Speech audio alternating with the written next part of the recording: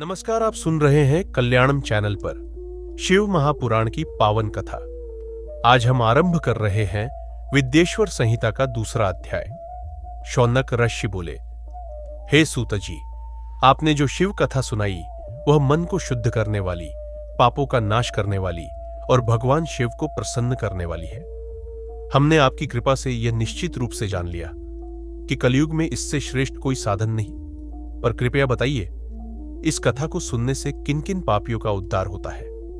सूत जी बोले, हे मुनियों, जो पापी है, दुराचारी है, लोभी, क्रूर, कपटी है, जो माता पिता का आदर नहीं करते, वे भी यदि श्रद्धा से शिव पुराण सुन ले तो पवित्र हो जाते हैं।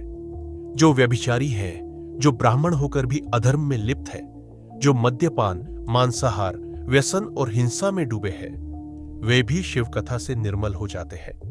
सूत जी आगे कहते हैं, इस संबंध में एक प्राचीन कथा है जिसे सुनने मात्र से बड़े बड़े पाप समाप्त हो जाते हैं। पुराने समय की बात है, किरात नगर में देवराज नामक एक ब्राह्मण रहता था।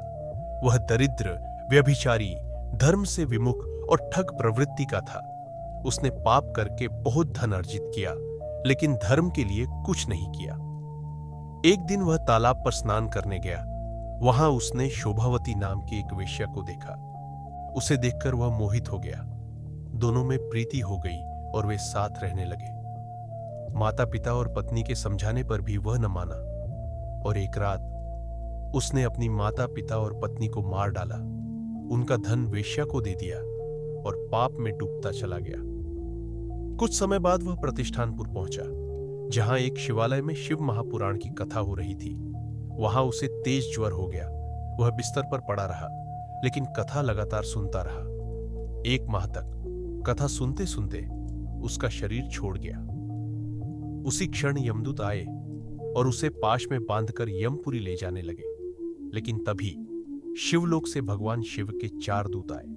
उनके शरीर पर भस्म थी, हाथों में त्रिशूल था और नेत्रों में तेज। उन्होंने यमदूतों को दंडित किया, देवराज को छुड़ाया और दिव्य विमान में बिठाकर कैलाश की ओर चले गए। जब यह कोलाहल यमराज ने सुना, वे बाहर आए और शिवदूतों को देखकर उन्हें प्रणाम किया। कोई प्रश्न नहीं पूछा, केवल नतमस्तक हो गए। शिवदूत देवराज को लेकर कैलाश पहुंचे और भगवान शिव ने उसे अपने परम धाम में स्थान दिया। हे मुनियों, इस कथा से यह स्पष्ट है कि पाप कितना भी बड़ा क्यों ना हो, यदि कोई श्रद्धा से शिव महापुराण को सुने तो मोक्ष अवश्य मिलता है। तो आइए हम भी इस कथा को सुनते रहे, शिव की महिमा का गुणगान करते रहे और कहते रहे, हर हर महादेव,